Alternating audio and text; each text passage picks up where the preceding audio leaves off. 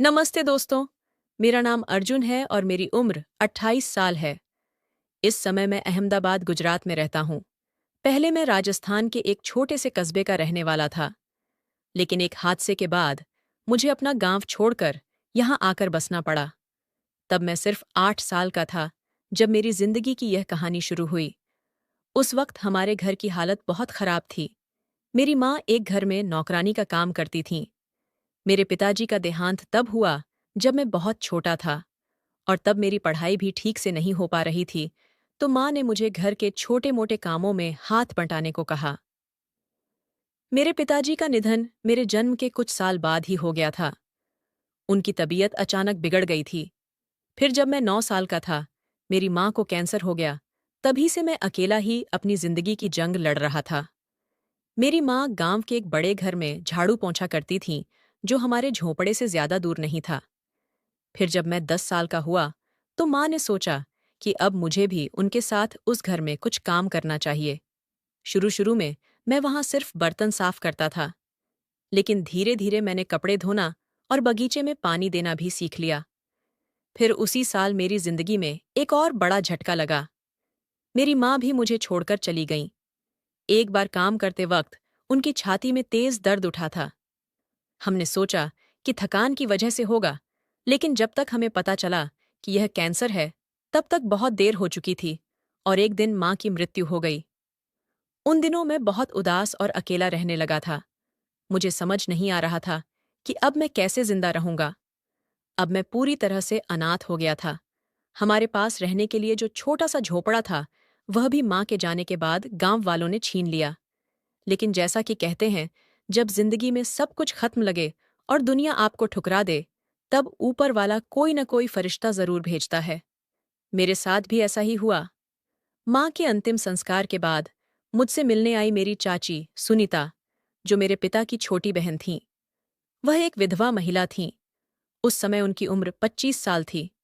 मुझे नहीं पता कि उनकी शादी के बाद उनके पति की मृत्यु कैसे हुई थी, लेकिन उस दिन उन्होंने मुझे अपने साथ ले जाने का फैसला किया।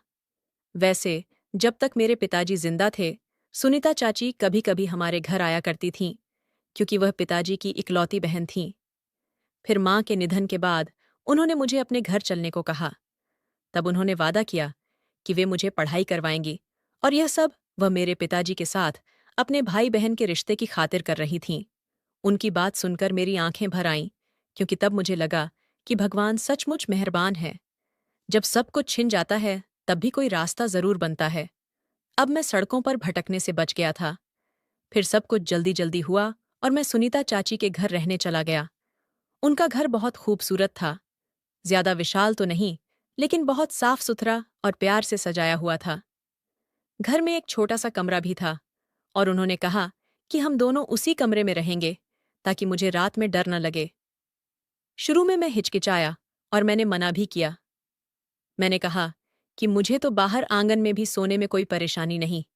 वैसे भी झोपड़े में तो हम लोग सिर्फ जमीन पर चटाई बिछाकर सोते थे। इस पर सुनीता चाची ने कहा, बेटा, अब तुम उस झोपड़े में नहीं हो, इसलिए तुम मेरे साथ मेरे बिस्तर पर सोओगे, ताकि तुम्हें अकेलापन न लगे। वैसे सुनीता चाची के साथ मेरी जिंदगी बहुत अच्छी हो गई थी। उन्होंने मुझे एक सुकून भरा जीवन दिया। रहने के लिए घर, खाने के लिए स्वादिष्ट भोजन, पहनने के लिए साफ कपड़े, किसी चीज की कमी नहीं छोड़ी। उनका एक छोटा सा ब्यूटी पार्लर था, जहां गांव की औरतें अपने बाल और चेहरे की सजावट के लिए आती थीं। उसे होने वाली कमाई से उन्होंने मेरा पूरा खर्च उठाया। फिर कुछ ही दिनों में उन्होंने मेरा एक स्कूल में दाखिला करवा दिया, ताकि मैं अपनी बाकी पढ़ाई पूरी कर सकूं। तब उनकी मदद से मुझे पहली बार लगा कि मेरी जिंदगी में भी कोई मकसद है और मैं भी कुछ बन सकता हूं। फिर समय तेजी से गुजरता गया और मैं कॉलेज तक पहुंच गया। अब मैं इंजीनियरिंग की पढ़ाई कर रहा था और पूरे समय सुनीता चाची ही मेरे खर्च का जिम्मा उठा रही थीं। मैं कह सकता हूं कि उन्होंने मुझे अपने बेटे की तरह पाला पोसा। फिर कुछ साल बाद उन्होंने मुझसे कहा कि अब मुझे उन्हें माँ कहना चाहिए। उनका कहना था, जब तू मेरे लिए बेटे जैसा है, तो मुझे चाची कहने की क्या जरूरत? अब से मुझे माँ कहकर बुलाओ।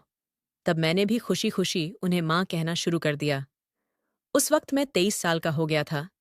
तब हम दोनों एक दूसरे के साथ इतने घुल मिल गए थे कि जब माँ पार्लर से घर लौटतीं तो मुझे गले लगातीं और प्यार से मेरे माथे पर हाथ फेरतीं।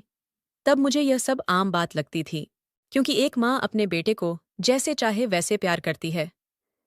लेकिन फिर धीरे धीरे मुझे एहसास होने लगा कि कभी कभी उनके गले लगाने का तरीका कुछ अलग सा होता था, जैसे उसमें कोई दूसरा एहसास छिपा हो, कुछ ऐसा जो माँ बेटे के रिश्ते से परे हो। लेकिन उस समय तक मुझे कुछ भी साफ नहीं समझ आ रहा था। तब माँ का यह रोज का नियम था कि सुबह उठते ही और रात को सोने से पहले वो मुझे गले लगाती थीं। हालांकि कभी कभी जब वो मुझे गले लगातीं तो कुछ अजीब सा लगता था। ऐसा लगता था जैसे मेरे अंदर उनके लिए कोई नई भावना जाग रही हो। लेकिन तब यह मेरे समझ से बाहर था कि यह क्या है और ऐसा क्यों हो रहा है। फिर मैंने उस अजीब से एहसास को अनदेखा करना शुरू कर दिया। लेकिन अब जब भी मैं सुबह नहाकर बाहर आता तो मुझे अक्सर माँ की नज़रों का एक अलग अंदाज महसूस होता। फिर जैसे ही मैं उनकी तरफ देखता, वो फट से अपनी नज़रें हटा लेतीं। तब मुझे थोड़ा अटपटा ज़रूर लगता था, लेकिन मैंने उसे कभी गलत नहीं समझा। फिर एक रात मैं अपने कॉलेज के दोस्त की शादी से देर रात शराब पीकर घर लौटा। तब मैं बहुत नशे में था। पहले माँ ने मुझे गर्म दूध लाकर दिया और मेरी देखभाल करने लगीं। तब मैं नशे की हालत में था, इसलिए कुछ कर नहीं सका। बस उन्हें करने दिया जो वो करना चाहती थीं। तब माँ का हाथ मेरी पीठ से होता हुआ मेरे कंधों से नीचे बढ़कर कमर पर हल्के से रुक गया, और तब उनके नर्म हाथों का स्पर्श मुझे पागल सा करने लगा। इस दौरान माँ के चेहरे पर एक हल्की सी चमक थी, जो बता रही थी कि उन्हें यह सब अच्छा लग रहा है। इसके बाद माँ ने मेरा हाथ पकड़कर मुझे बिस्तर पर बैठा दिया। फिर वो भी मेरे पास सटकर बैठ गईं और मेरा हाथ पकड़कर उसे सहलाने लगीं। कुछ देर तक हम ऐसे ही बैठे रहे। फिर अचानक माँ ने मुझे हल्का सा धक्का देकर बिस्तर पर लिटा दिया और अपने दिल की बात कहने लगीं। तब वो ही बोल रही थीं, क्योंकि मैं नशे में था, इसलिए उनकी बातों पर न तो ध्यान दे पा रहा था और न ही कुछ बोल पा रहा था। बस माँ जो चाहती थीं वैसे ही बोलती रहीं। करीब 20 मिनट तक वो लगातार बोलती रहीं, फिर खुद ही थक कर सो गईं। तब मैं तो नशे में था, तो सोया या जगह कुछ पता ही नहीं चला। अगली सुबह जब मेरी आंख खुली तो कमरे की मेज पर नाश्ता और गरम चाय पहले से रखी हुई थी।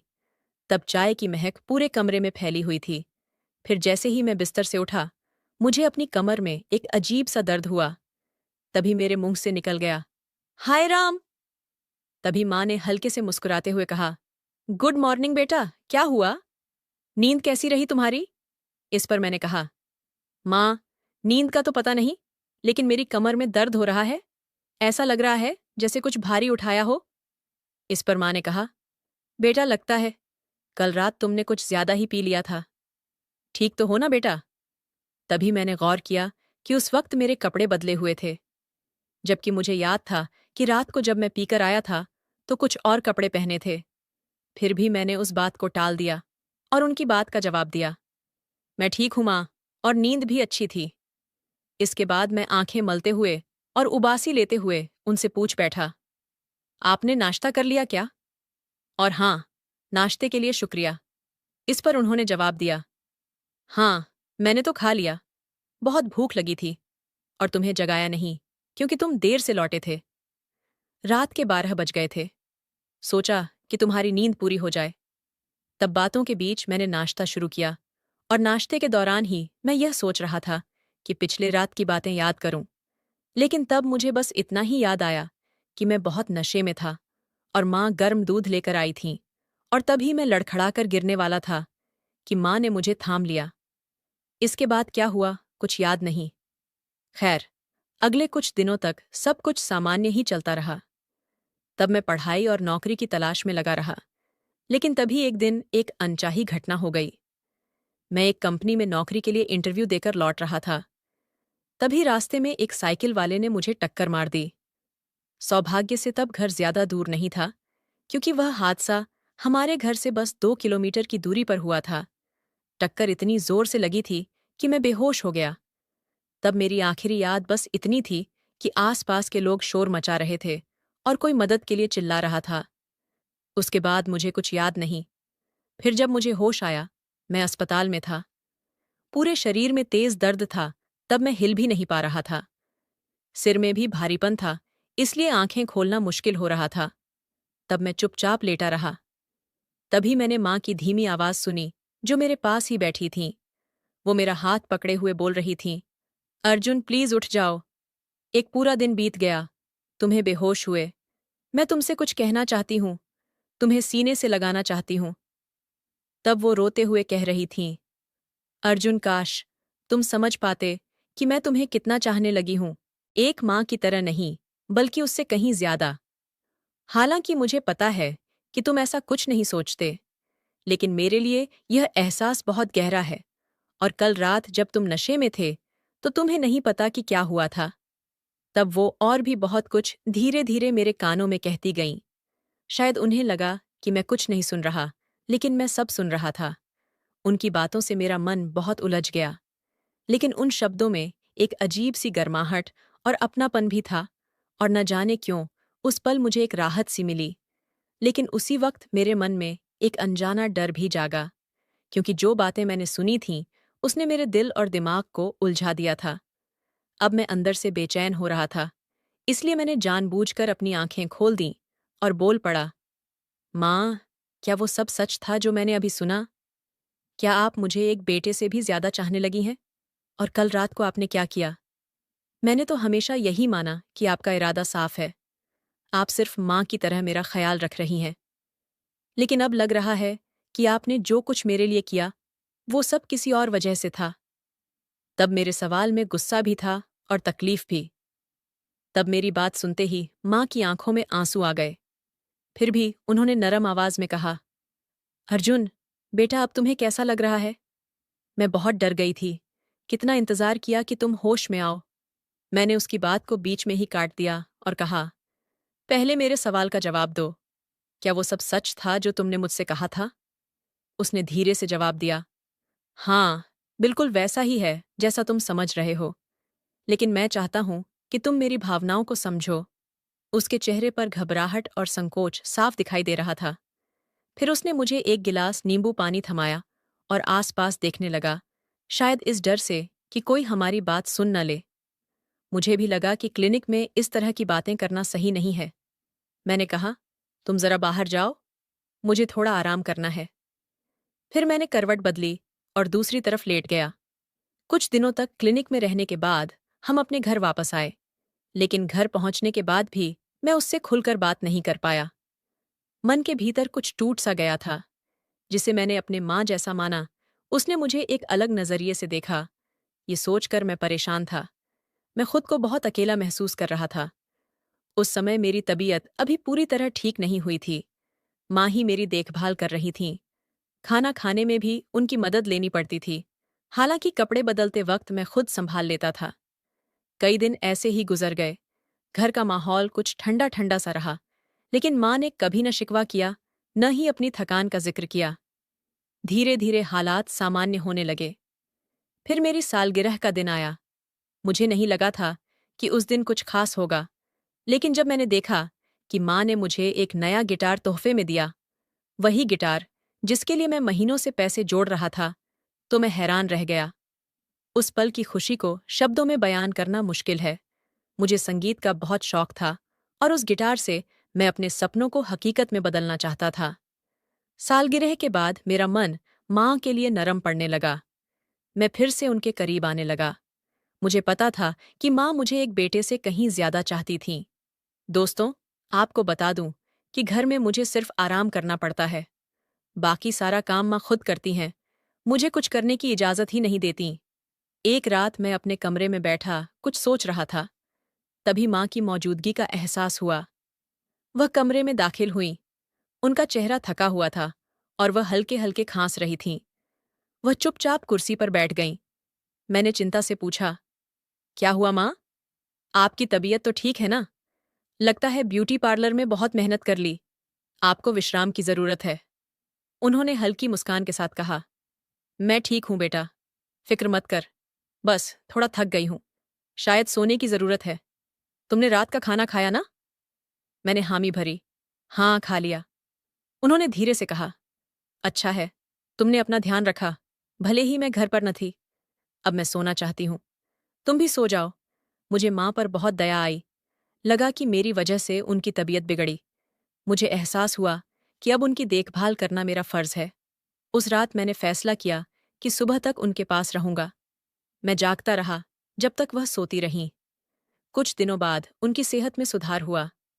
जब वह पूरी तरह ठीक हुईं तो बोलीं, तुम्हारे साथ के बिना मैं इतनी जल्दी न ठीक होती। मैंने कहा, माँ, मैंने वही किया जो आप मेरे लिए करती हैं। आपने मुझे कभी अकेला नहीं छोड़ा। इसके बाद सब कुछ पहले जैसा हो गया। घर में फिर से हंसी खुशी का माहौल बन गया। लेकिन एक दिन मुझे लगा कि मैं उनके लिए कुछ अलग महसूस करने लगा हूं। हाँ, वही जो आप सोच रहे हैं। वह मुझे अब अच्छी लगने लगी थीं।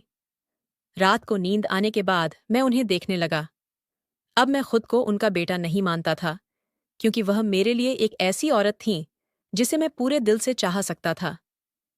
मुझे समझ आ गया कि यह सिर्फ माँ बेटे का रिश्ता नहीं है। फिर एक दिन मैंने अपने मन की बात उनके सामने रख दी।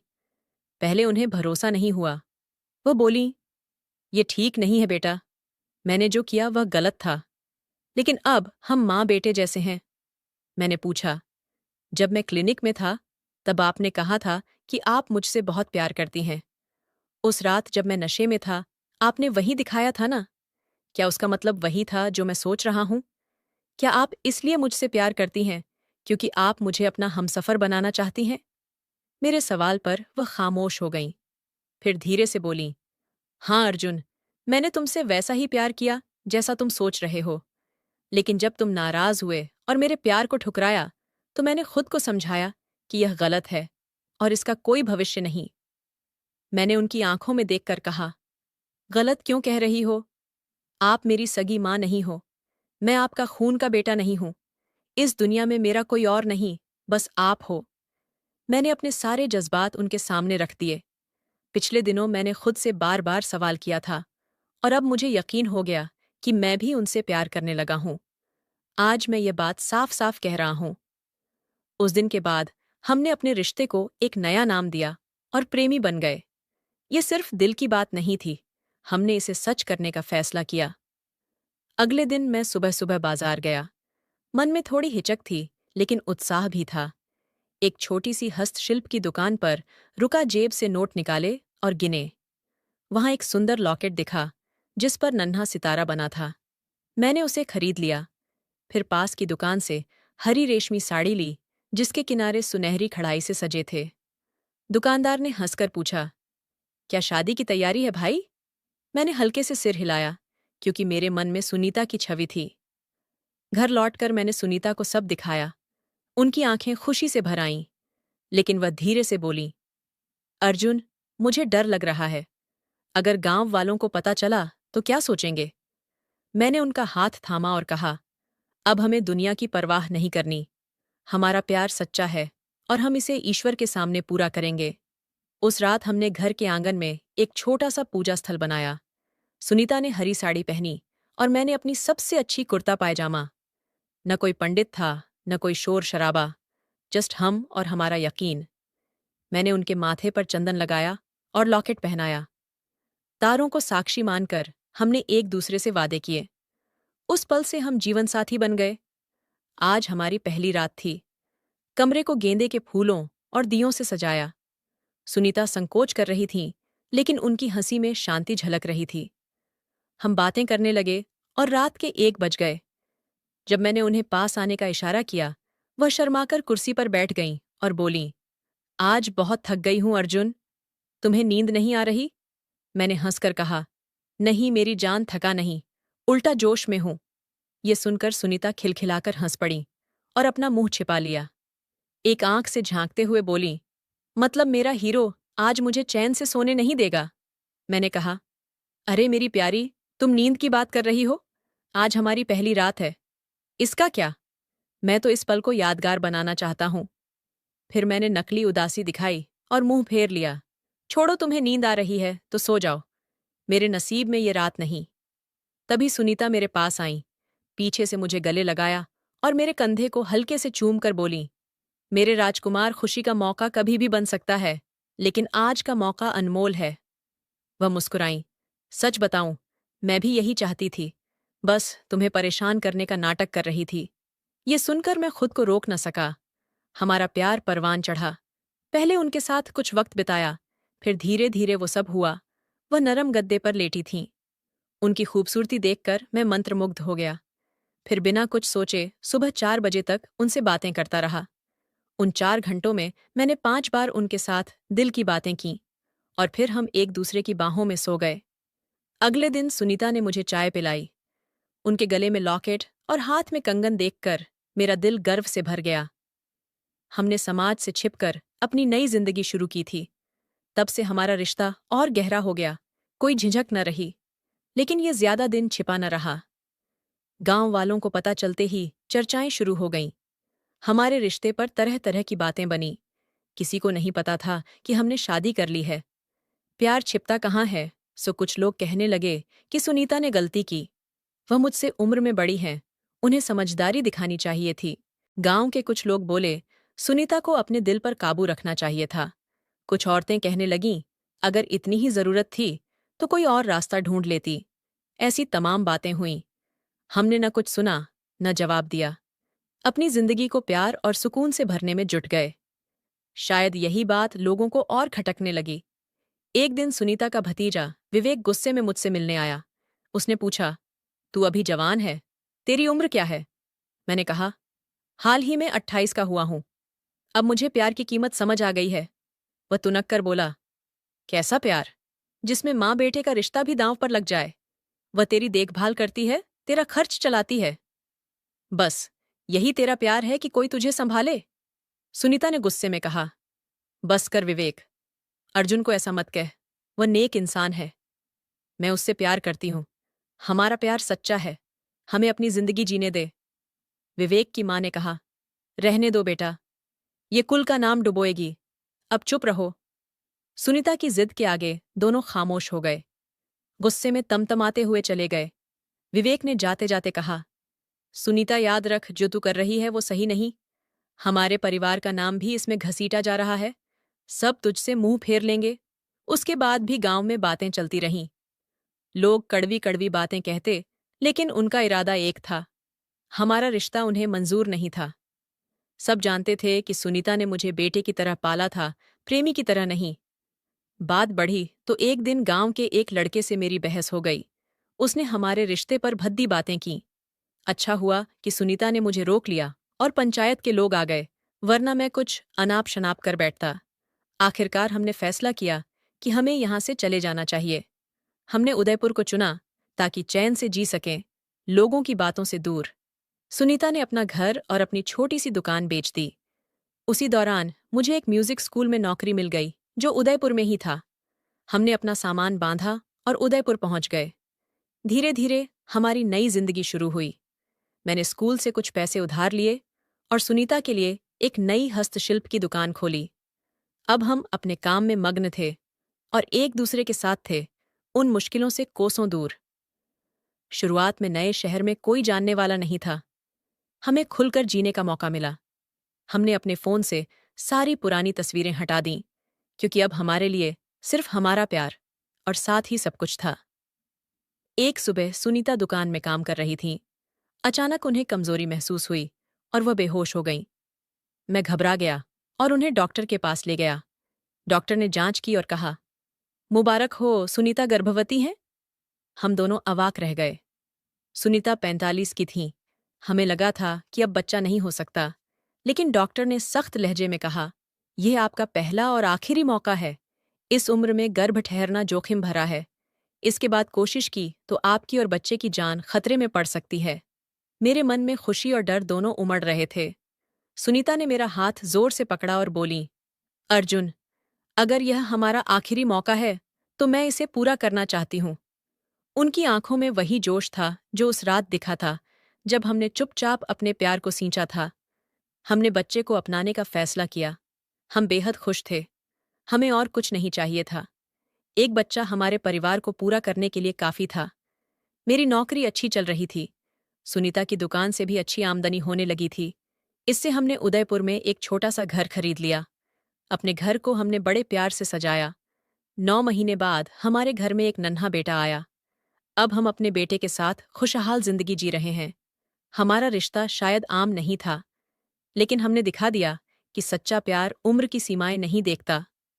लोग कहते हैं कि अगर प्यार सच्चा हो तो उम्र कोई मायने नहीं रखती। हम खुश हैं और किसी का बुरा नहीं कर रहे। यही हमारी कहानी है। उम्मीद है आपको अच्छी लगी होगी।